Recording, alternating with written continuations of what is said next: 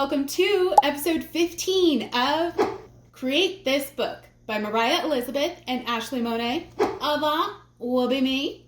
We are a little bit late this week, but hopefully you guys all saw my post. Monday was my birthday, so I kind of took the day off. A lot of you guys wish me a happy birthday, and I love you so much for that. Thank you, thank you. You helped make the day so special. And for those of you that did miss the post, if ever it's Wednesday and you're like, where's the Ashleigh video? Go ahead and check the community, or I think it's now just the posts tab. But if I'm going to be running late, I will definitely put something in there to kind of explain, so you're not left hanging and wondering what's going on. As always, all of my Create This Book videos are going to be in a playlist linked in the description below. We have 4 new prompts to tackle this week. So enough of me talking. Let's jump right in and see what I can create.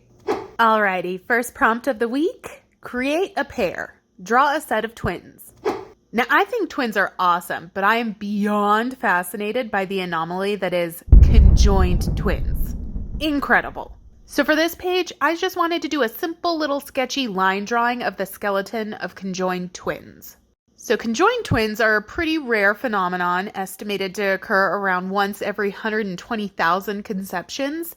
Sadly, live births of conjoined twins are significantly fewer than that because the majority are lost in pregnancy, stillborn, or they don't survive their first days after birth. So what causes conjoined twins? Well, the popular theory is that a fertilized egg splits attempting to create identical twins, but instead of splitting fully, it only splits partially, causing certain body parts of the two embryos to be separate, but others conjoined.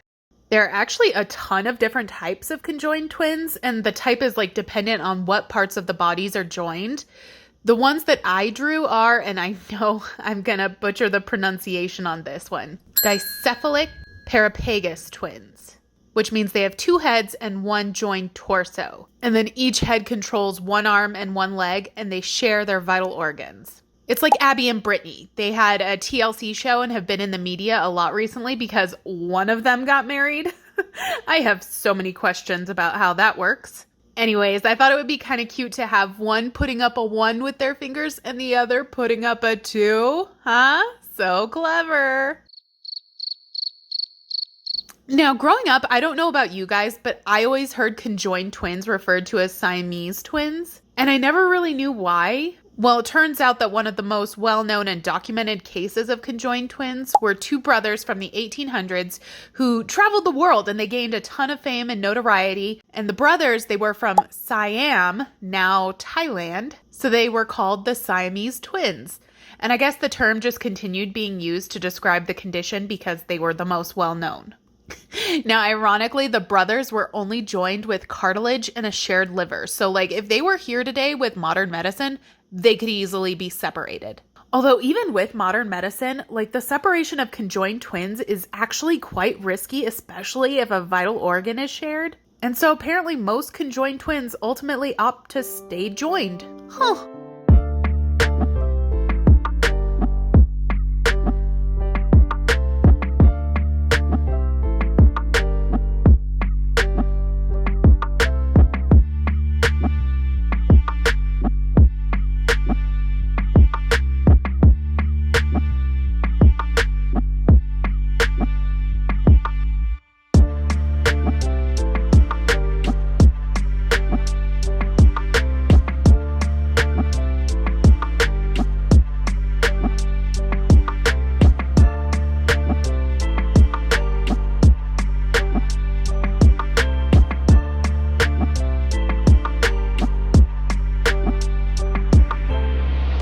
With the drawing finished, I moved on to painting a tan wash over the whole page, kind of to make it look aged or tea-stained, That's always my go-to when I really just don't have an idea for the background. It always ends up looking good, so, Went through and blotted a little bit of a darker color with a paper towel, again, just to give some texture, making it look even more distressed and weathered. And then I wanted to try and make the bones pop a little more. I felt like they were just disappearing into the background. So I painted directly around them with that darker color. And to take it a step further, a couple of juicy highlights. That's much better. And now I can glue them into the book. And with that, my conjoined twins are finished in all of their gloriousness. I love this page. It's simple, but it makes me happy to look at. Like, it blows my mind that this is a real thing that can happen. But nature is pretty wild, isn't it? Okay, next prompt. Create straight lines. Make a design using only straight lines. I saw this prompt and immediately thought of Master Chief from the video game Halo. His armor is so angular that I felt like I could definitely replicate it without using any curved lines. I was right about that part, but oh my god, I did not account for how many teeny tiny intricate details are on this dude. Like, this drawing took me ages.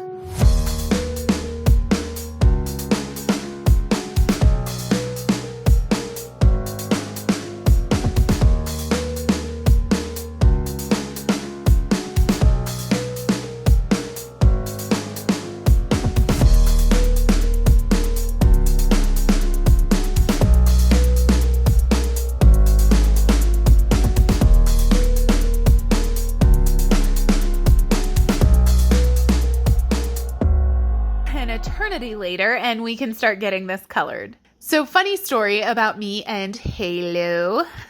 Caution, because I'm about to geek out a little bit here, but Halo is my favorite video game of all time, and I actually flunked my entire freshman year of high school because of Halo. Well, actually, it was Halo 2 that year. So we actually had this little Halo club where these two guys in school would bring their Xboxes in, hook them up to TVs. We would get a system link going, and then 8 people at a time could play. It was so fun. And we'd play in whatever classroom was empty, and anyone who had a free period would just meet in the room and play some Halo.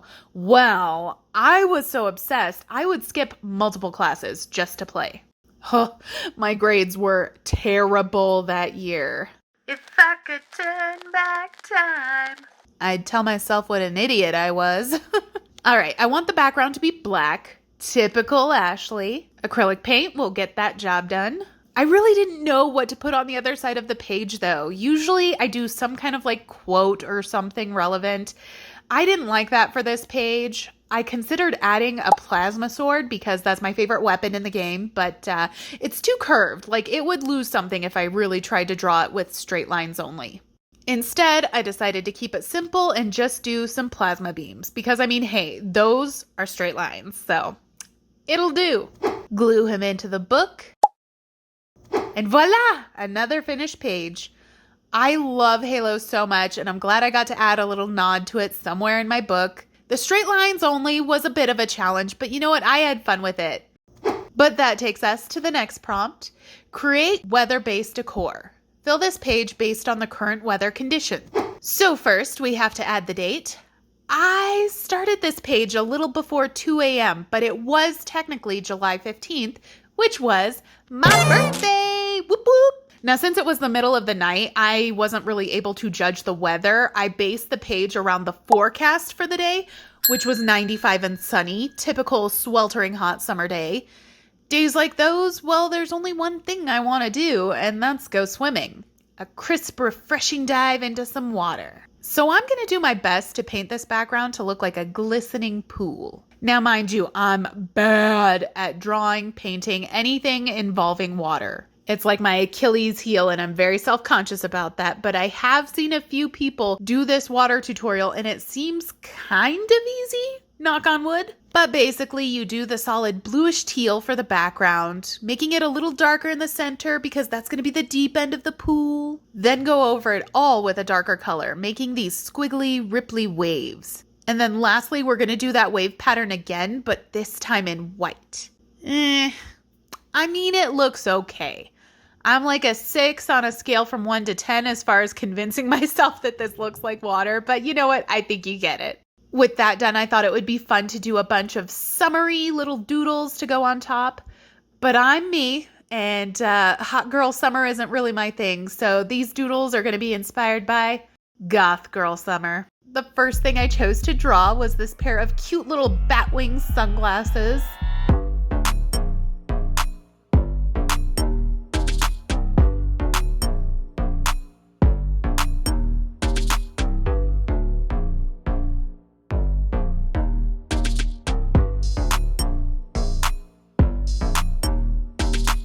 Then I did a cute little grayscale rainbow. Rainbow lovers are probably weeping right now. Next, a nummy little ice cream sandwich, but the cookie part is shaped like a coffin.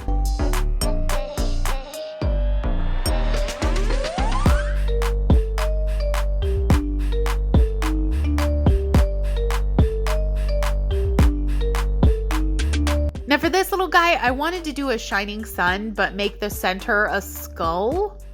I don't know that really came across and worked out, but I did it. And for this one, I was inspired by those flamingo pool floaties and thought, what a perfect time to bring back my favorite creation, the Chromingo.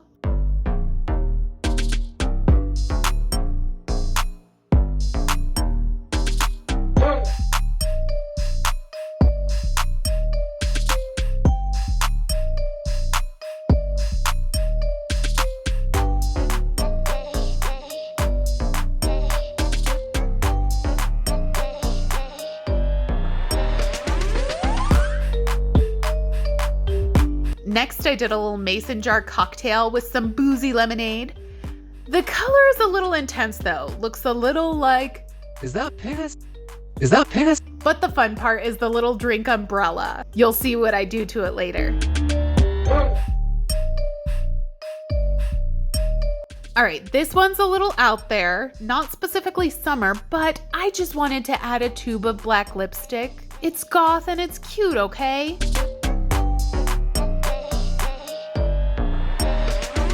And now I couldn't do a summer page without a little popsicle. So this one's melting into kind of a creepy skull face.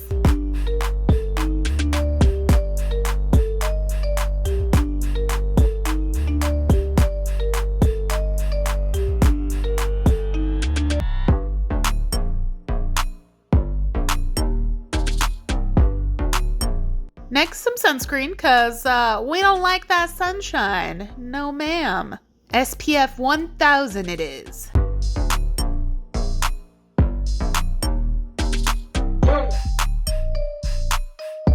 And last, I just had to do a little ode to my birthday and add a creepy little drip cake to celebrate my 33rd rotation around the sun. Woohoo!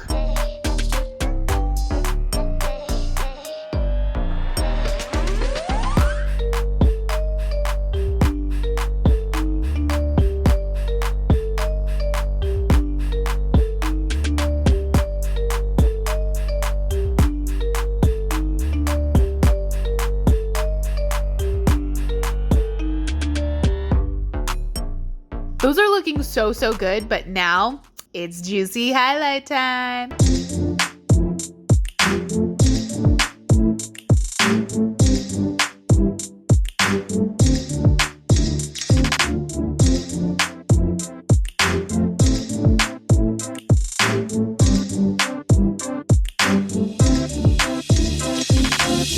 Now let's get these cut out and then glue them in the book.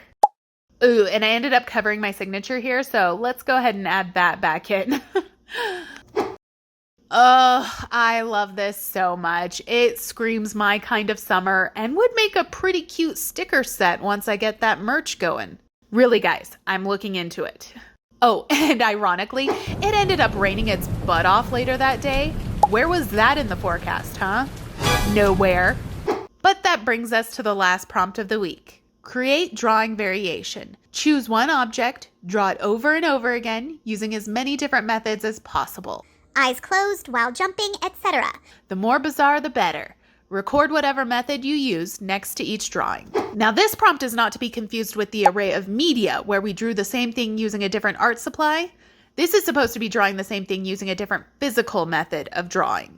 I kind of took that and ran with it and thought this would be a great time to practice different drawing styles, and what better way than with a good old style swap with my dice. If you're confused, I'll link my 2 previous style swap videos in the description. But we'll be giving the highly suggested Wednesday Addams a makeover 5 different ways. We have the kids cartoon category, the Disney category, the adult cartoon category, the wild card category, and what the heck was this one? Oh, that's right, the games and toys category. Wow, been a bit too long since the last time I did this, clearly. But let's fix that. Starting with games and toys, we have Lego. Okay. Wildcard time. Ooh, my choice.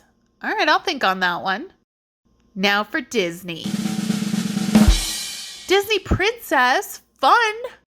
But next was kids cartoons, and we got Powerpuff Girls. And last was adult cartoons, Simpsons, heck yes.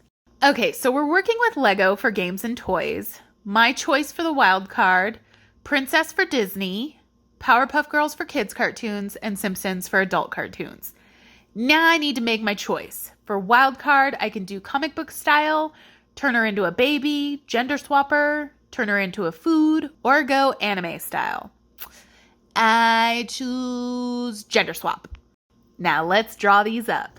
I started with a gender swap since that one was my choice, but oof, I didn't consider that this one was going to be the most complex out of all of them, and it might have been nice to have a warm up first. Yeah, definitely would have been nice. I already know how this one ends up, and let me say, not my best. Not my best. Now I have to give a disclaimer. It's probably a generational thing, but to me, Wednesday Addams will always be Christina Ricci. But for the sake of this page, I am using the newer Jenna Ortega Wednesday. I just felt like she was more relevant and her look was more versatile. So for this gender swap, I just took Wednesday's picture, made her hair short, but still with the kind of heavy fringe, gave the cheeks, jaw, and chin stronger definition, and I even gender swapped Thing and made him a little lady hand.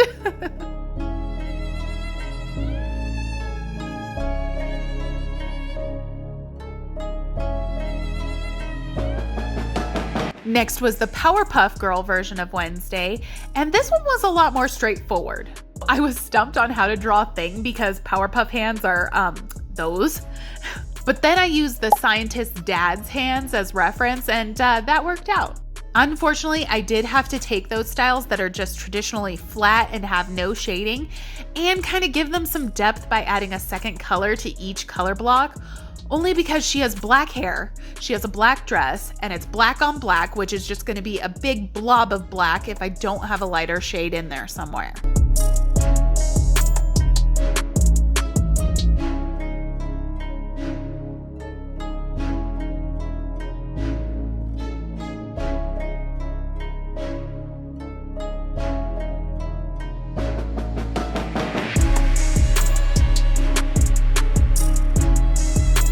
Oh, and I forgot to give everyone polka dots. But next, I decided to do Lego Wednesday. The funniest part of this one to me was my choice to legitimately make Thing one of the classic Lego claw hands. And yes, I know when Lego does specialty sets based off of existing characters, they will make the Lego person a color that corresponds to their character. But I don't know, I really wanted to do the classic yellow. That's just my preference. But other than that, this one was pretty basic and straightforward.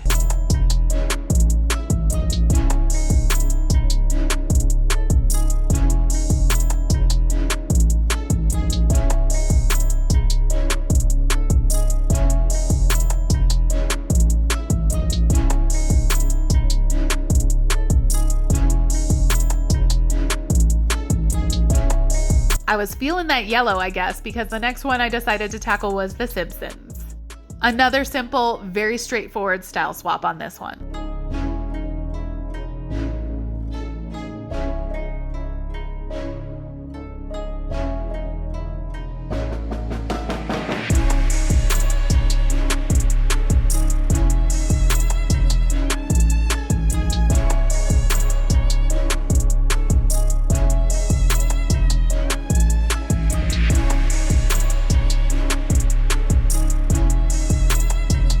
Now, I saved Disney Princess for last, and she will be a little different from the others. I used Aurora from Sleeping Beauty as inspiration because, no shade, I like Aurora, but she definitely has the closest thing to resting face out of all of the princesses.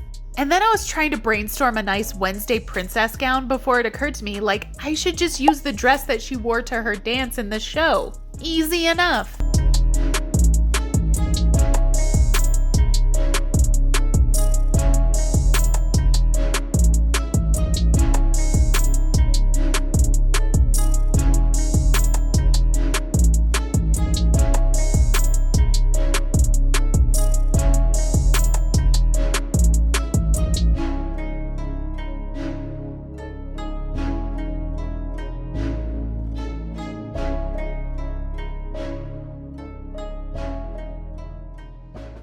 I decided to fill this empty corner by writing Wednesday Addams because, well, I had no idea what else to put there. But to make it kind of fun and spooky, I chose to write it within the shape of a coffin. Cute. And with that, this one can be glued in. Oh, I love this so much. While some of these weren't my best work, this page is super duper fun. I love doing these style swaps and I need to get another video of them going. But that's that, and it brings us to our recap of the week.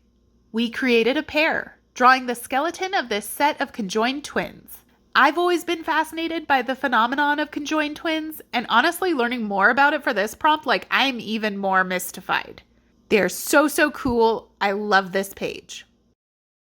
We created straight lines, rendering Master Chief of Halo using only lines with the straightness.